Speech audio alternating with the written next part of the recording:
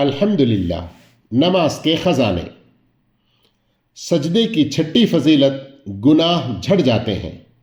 حضرت عبداللہ بن عمر رضی اللہ عنہما سے روایت ہے کہ میں نے نبی کریم صلی اللہ علیہ وسلم کو فرماتے ہوئے سنا، بے شک جب بندہ نماز پڑھنے کے لیے کھڑا ہوتا ہے تو اس کے سارے گناہ اس کے سر یا کاندھوں پر لاد دیے جاتے ہیں۔ جب بھی وہ رکوع یا سجدہ کرتا ہے اس سے اس کے گناہ جھڑ جاتے ہیں۔ صحیح ابن حبان جلد 5 صفحہ 26۔ 7ویں فضیلت، قبولیت دعا کی گھڑی۔ حضرت ابو ہریرہ رضی اللہ عنہ سے روایت ہے، رسول اللہ صلی اللہ علیہ وسلم نے فرمایا، بندہ اپنے رب کے سب سے زیادہ قریب سجدے کی حالت میں ہوتا ہے، چنانچہ اس میں بہت زیادہ دعا کرو۔ صحیح مسلم 482۔